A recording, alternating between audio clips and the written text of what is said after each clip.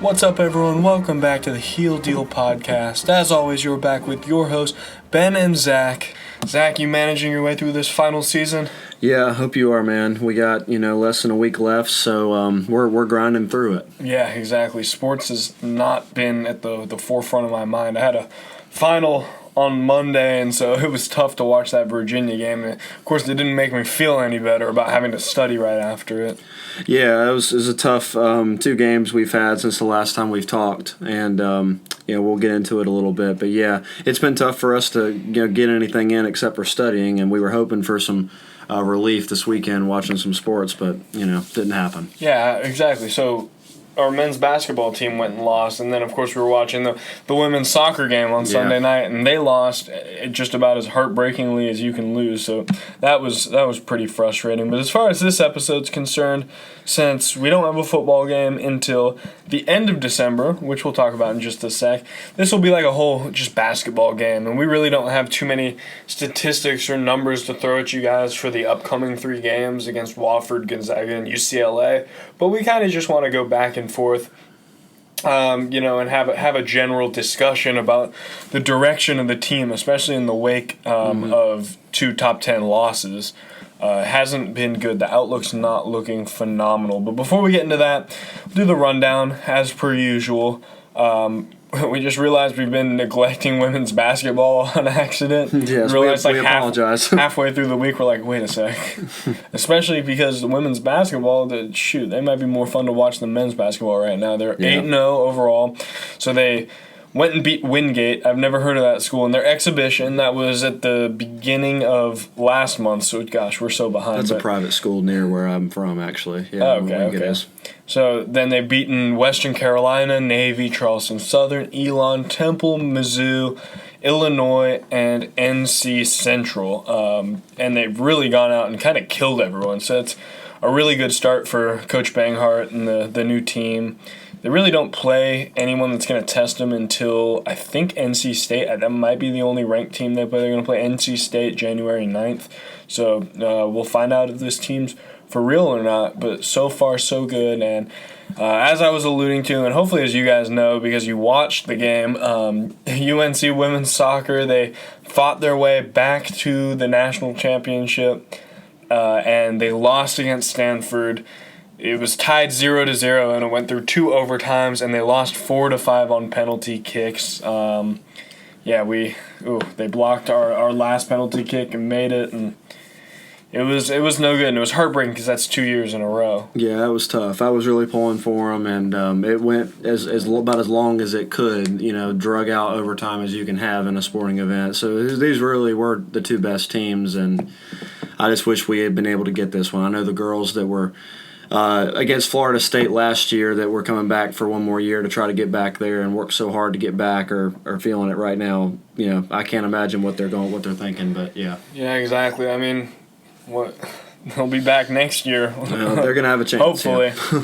So, after the game you were talking about, like the Bills in the 90s, they might go 4 times and lose all 4. They're halfway there. Hopefully they don't, though. Yeah, gosh. I really hope not. But, I think they'll be back next year. It really doesn't seem like that long ago that Florida State game was either. No. But that's that. Sad end to their season. Can't wait till next season. Football, we don't have a game this week, but we do have a game 16 days from now from the time we're recording. We're recording this on Tuesday the 10th, a little bit different than our normal schedule. But again, we've had finals. So Friday, December 27th at noon on ESPN in Annapolis, Maryland is the Military Bowl. So that's UNC is going to play Temple, they finished the season 8-4. We'll give you guys like the entire in-depth preview. Like we'll really go in for that, considering this is our first bowl game in a few years. Really, really excited for that, and I know you are, Zach. Yeah, and guys, in terms of scheduling coming up for the podcast and whatnot, I know you guys have heard Ben and I talk about how we are on break right now, or not on break right now. We're on finals right now. We're about to be on break here. This weekend is when that'll start. So we'll be gone from Chapel Hill for about 3.5 weeks for Christmas, and we will probably do 2 podcasts over the course of that break. And the first one will probably be around the weekend of the 21st, 22nd, right before Christmas, and that's when we'll probably do the full preview on the Temple football game. Yep. So just to give you guys kind of an idea of when to expect that, we are going to do a last game of the year full preview like we've done all year, but we're going to wait and do that a little closer to the kickoff. So yeah, exactly, and it works out pretty well since we've got all these basketball games going on. So why don't we dive straight into it, Zach? Yeah. So they played Ohio State. That was last Wednesday, I think. Right? We were both Wednesday. At that game. Yeah, it was Wednesday. It was I don't know what day it was. The 4th. The 4th, yeah. Yeah, and it was a tough one. We really stuck with them, played all right. I thought we had some momentum coming from that pretty good Oregon game. We went into the half 29-27, and then in the second half they doubled our score. They scored 45. We scored 22 in that second half. They ended up beating us 74-49. We shot not even 28% from the field. We shot better from 3 than we did from the field. It was brutal. Mm-hmm. Ohio State had 15 turnovers. We only had 10. Issues on the glass. They had 48 rebounds. We had 32. But, man, we just could not shoot to save our lives. Even when we could get an offensive rebound, there was like a lid on the basket. Yeah, and that's what you mentioned, the rebounds, man. That's the big thing, that whenever you see that about a UNC basketball team, there's trouble. Yeah, if we're getting out-rebounded like that on both ends of the floor, being accounted for, then that things are not going to go well for us. And, you talk about the shooting percentage, very low. They were close to 50% for the game. They shot well, especially in the second half. They actually did a better job in transition than we did. They beat us in our game in some ways. They beat us in other ways as well. They just shot the ball well, like I said. But, yeah, I mean, we got beat up in the second half. We just got beat up. There's no other way to say it. And Ben and I have been relatively critical to this point on the podcast about the team. We've been reasonable, I think, but we've been critical of the team. And I think this is kind of an example that us and everyone else who's been kind of holding up red flags about this team so far are kind of looking at and saying, we kind of told you. I hate to be pessimistic. You guys know I usually am, but this was kind of what, I don't know. They had it coming the way they've played so far this year. And, Ben, I don't know about you, but it's going to take a lot. I think it's going to take a lot of work for us to get to where we want to, be at the end of the year, and that is to be a team that can compete, for a Final Four or a championship. Yeah, exactly. I mean, the team last year, they had some games where they didn't play well. There were a few games where we didn't even put up 50 points.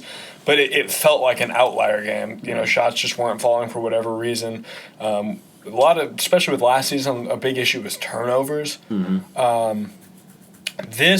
We've got a big enough sample size. They played 8 games. It's a big enough sample size to say that there are some serious shooting issues with this Tar Heel team. Shooting sub 30% in field goals, that should be an outlier game. But it's not. We're doing that like every single game, every time we play a team that has a defense worth a darn. Mm-hmm. It's not good, and I don't know whether it's like chemistry or lack thereof, whether it's just guys who can't make their own or can't create their own shots and can't hit their own shots, poor play calling, poor management. I don't know what's going on, but there's enough of a sample size, like I was saying, to say that this is problematic. Yeah, and I was just thinking about some in my head, guys. Let's think about what we do have right now on offense. You think about what Cole has done, and he's been really good, even though everybody's been doubling him basically since the Notre Dame game and making it to where I don't think he'll if he has another game like he did against Notre Dame, it'll be because he basically beat a double team all night and just nothing they could do, because no one's going to let him get into that kind of groove again without throwing cats and dogs and everything else at him for him to have to do it. But when you take away his individual ability, especially to shoot the 3 ball like he's done, and then you take away maybe a Brandon Robinson open 3 on a dish out, maybe you take away the Garrison one-on-one inside with an undersized forward, which we're not going to see as much now that we're playing ranked teams. what do we have?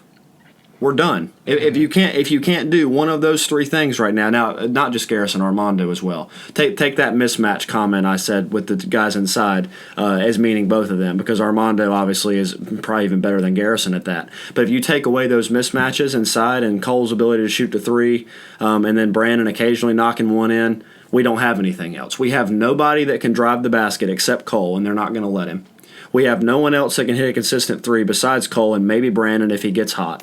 If Armando or Garrison, either one, gets in foul trouble, that requires Brandon Huffman, who's a walking foul, to come in and take up space. And he won't do anything on offense. And on defense, he maybe will get you a block shot, but more than likely just get you the other team into bonus faster. I mean, he came into the game against Virginia. I can't remember whether it was Garrison or Armando who got into foul trouble, but Garrison or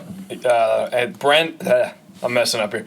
Garrison and Armando, one of them was in foul trouble, so they brought B-Huff in, and he got like 3 fouls in a few minutes, couple turnovers, because he was playing like he has like loaves of bread for hands.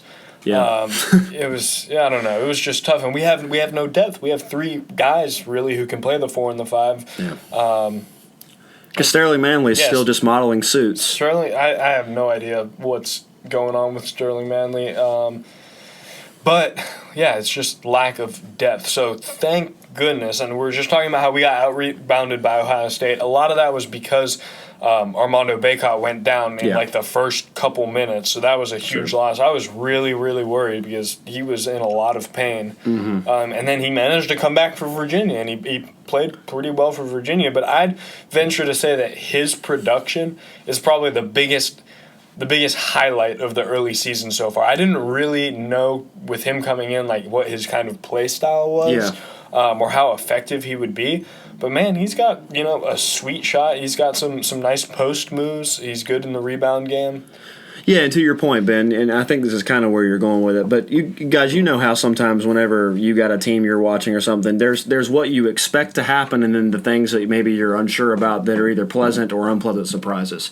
The sure thing that we expected coming into this was Cole to be what Cole has been, right? We for this team to be a good team, we knew that Cole Anthony was going to have to be a prosperous player. There's no doubt about it. So we have to kind of put him in that category of we know what to expect, even though in reality we didn't, but we do now. But like you said, Armando, we were like, okay, we think he will be a traditional Carolina big that can create mismatches, can do jump hooks, can play defense, all those things, run in transition, get their big guys in foul trouble and exhausted because they're not used to playing at our pace.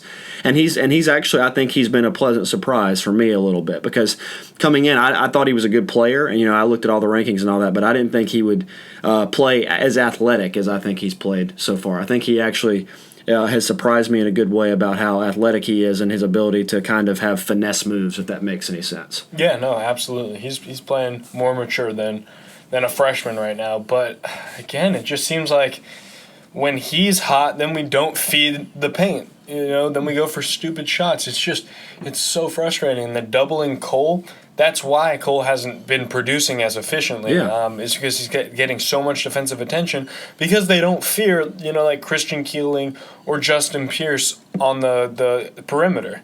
No, they don't. They'd rather double Cole and leave those guys open because, even if they get the ball, they're not going to drive it. It's just, even Cam last year would drive it sometimes because of the threat of the three. Yep.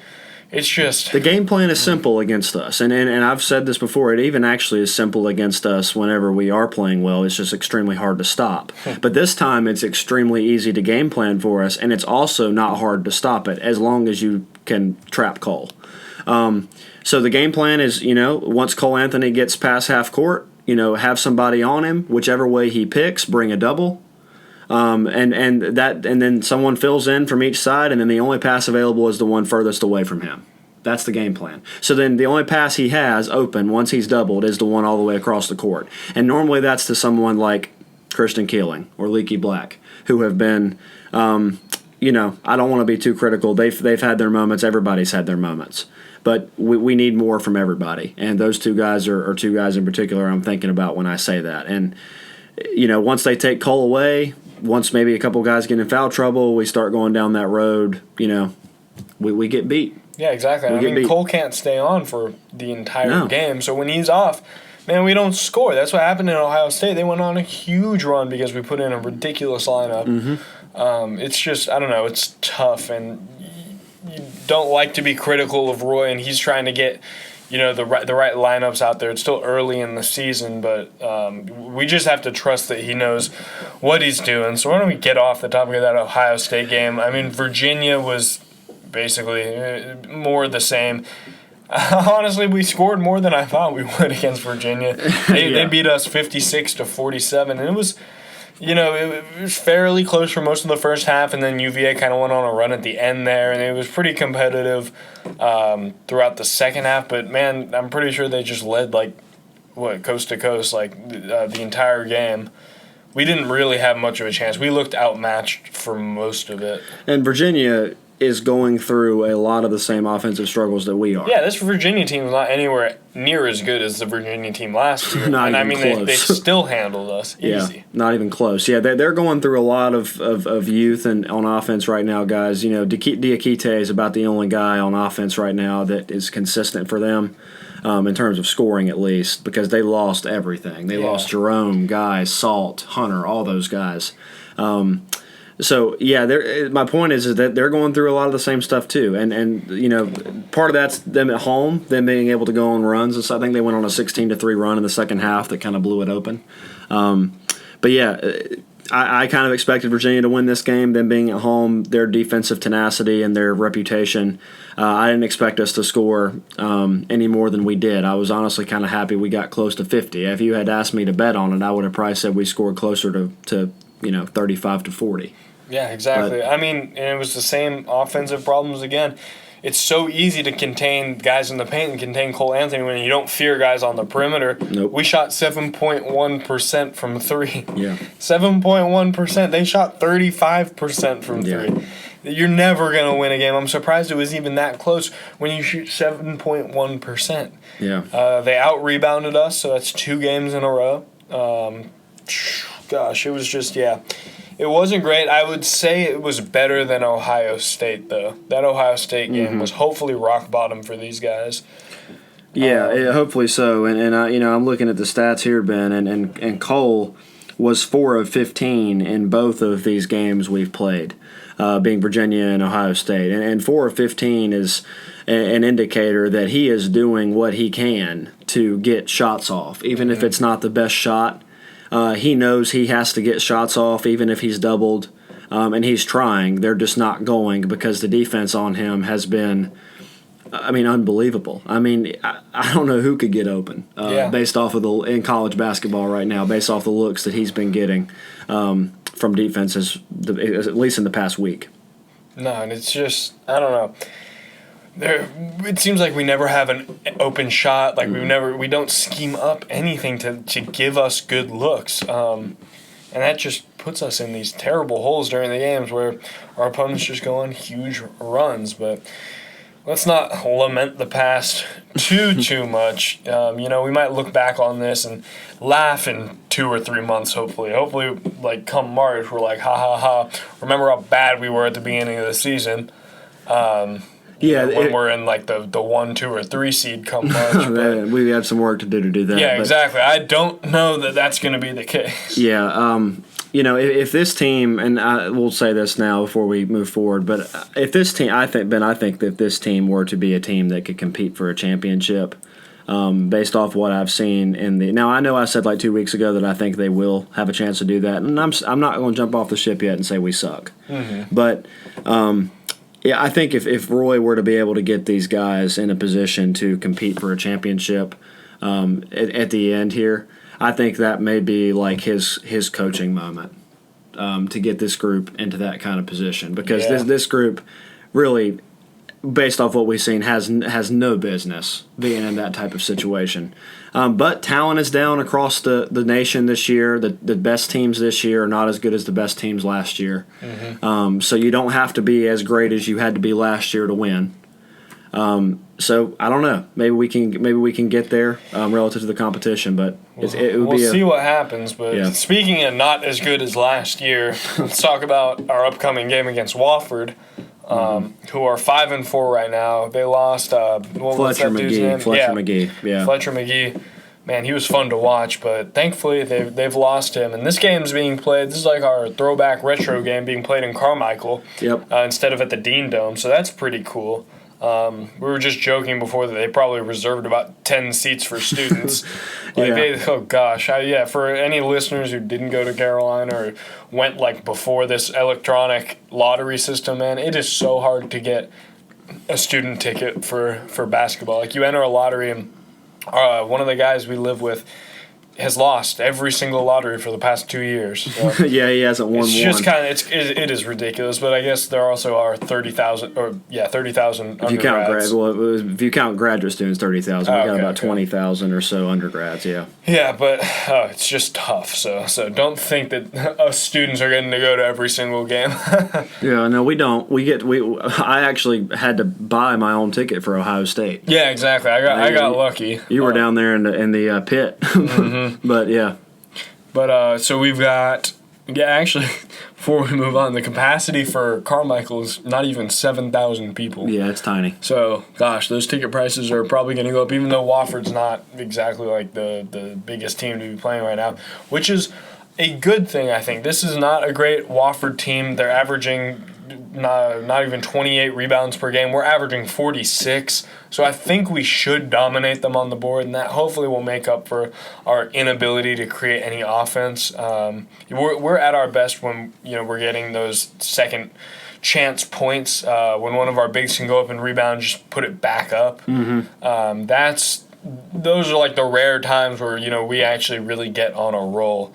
Hopefully this can help Cole rebuild some confidence that he was building in the first couple games of the season. Yeah. It's got to be tough for him. He's been shooting so inefficiently, again, because he's been doubled so much. Yeah. But it's got to be tough for him, man. He's playing 33 minutes per game. Yeah, he's 7 minutes on the bench on average is just crazy for a freshman. But Roy's got to lean on him, or else these losses are going to be even worse. Yeah, I mean, just imagine where we would be without him. If we were without him, that would be. Guys, I don't even know what we would do.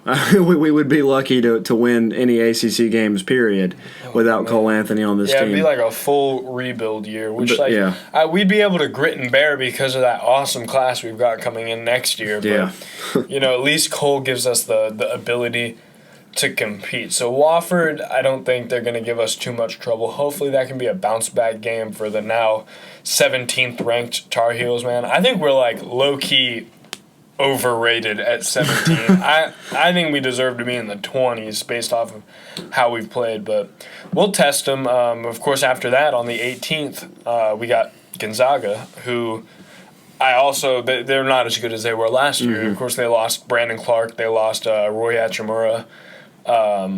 And they didn't look great against the Michigan team that beat us in the Battle for Atlantis finals. Mm-hmm. So this is maybe we could win this. I think our team last year could go ahead and beat them, even in Gonzaga, but this is being played in Washington. We're traveling across the country to play a team with a really efficient defense. I don't think we have that much of a chance. I don't either. I think we'll beat Wofford. I agree with you there, Ben, just because Wofford is going, they're a team that is going to have a good team once every 4 years, once they have time to let some guys get older and get used to playing together. But Gonzaga, is one of those programs that's a lot like us in the sense of they're not completely built on one-and-dones like Duke and Kentucky are, or Kansas for that matter. They're more because they build up guys for 2 or 3 years. They do have some superstar freshmen that come here and there, kind of like where we've been the past couple of years. So this is, of course, Mark Few is also someone that Roy's got a lot in common with. They're very good friends. So, I don't think we'll win this game. I think they might run away with it. I think we'll come out and we'll fight early. We'll come out with energy. But Gonzaga's arena, I don't know how much it holds. I know it's 6,000. 6,000, yeah. So it's small, but it'll be loud, and it'll be like playing at Cameron. Yeah, that's obviously like, the sport at Gonzaga because they're a private school. I don't even think they have a football team. No, I don't think they So do. as good as their basketball's been recently, I imagine that game will be harder to get tickets to than anything we'll deal with all year. Yeah. So exactly. because they don't play anybody in their conference. Hey, West Coast Conference, baby. They're 6-0 in that already. Yeah, I hope they beat St. Mary's this year. God. Or BYU Or BYU. What is it, like University of the Pacific or something? I didn't even know that existed. Don't get me started with the West Coast Conference. But yeah, nonetheless, guys, despite how weak their schedule is year in and year out, minus their out-of-conference games, I think they'll beat us in this one. I think this team needs, late December to kind of, when we play Yale and whatnot and stuff to kind of take some time almost off before we get started with ACC play at the beginning of January. Yeah, because this ACC it's tough, especially with Virginia Tech playing pretty well, with Louisville being like a powerhouse Louisville's now. number one. It's going to be tough for us, but ESPN kind of agrees with you, Zach. They give Gonzaga an 84% chance of winning. That's huge. Yeah. That's like if we were a mid-major team, we might have a better chance at winning than 16%, but we'll see how it goes. And then quickly before we wrap up, the last game we played before we'll record, the next episode is going to be UCLA. UCLA, they weren't really good last season. They're not great this season. This is at home, right? No, this is going to be one of those neutral things. Oh, yeah, this is at T-Mobile Arena in Las Vegas. Okay. Is this one of those tournaments again? Yeah, well, it's the CBS Sports Classic. Okay, so maybe this isn't a tournament. Guys, I remember last time Ben and I were like, we think this Alabama game is going to be a tournament game, and then turns out it was the entire Battle for Atlantis where we played 3 games and didn't even preview. So sorry for that on that point. So hopefully this is just one trip out there for us, but in the case that it is a potential second game, just bear with us on not knowing who that could potentially be against. But yeah, UCLA is a program, Ben, that is always one you respect, especially back in the Wooden years when they have Bill Walton and everybody I think they won like multiple championships in a row in the 60s because no one could stop Bill Walton, and they had somebody else. Well, anyway, but yeah, I think we'll win this one. Because if we lose to Gonzaga, playing UCLA after that is going to seem like a downgrade. So I think we'll be fine. So I genuinely think that if we can get through this next stretch of games going 2-1, that'll be a success. 3-0 would be amazing. 1-2 means we have a letdown against Wofford or UCLA, which is really not good. Don't get me started on 0-3. We'll see how it goes. And of course, we'll be with you guys, the listeners, all the way. So make sure to give us a follow on Twitter. We're at the Heel Deal Podcast. We'd love to hear what you guys think. Is there anything else you want to add? Sorry, real quick. The center that I could not name a second ago along with Bill Walton was Kareem Abdul-Jabbar. Oh, yeah. So sorry for leaving him out. I did not mean to miss that name. But anyway, like Ben said, guys, this will be last time we record until the 22nd or so. So, but yeah, looking forward to basketball, hoping that we start playing a little bit better. And, that's about it for me right now. I mean, we've spoken on a lot of it. It's just going to be a lot of working to get better right now. Not too much else to say. Not a whole lot of answers. So yeah, exactly. And like I said, hopefully we all laugh about this particular podcast in a few months' time. But yeah, that'd be nice. Until then, this has been the Heel Deal Podcast with your hosts Ben and Zach. Yep, and it's been fun talking to you guys. And as always, go to hell, Duke.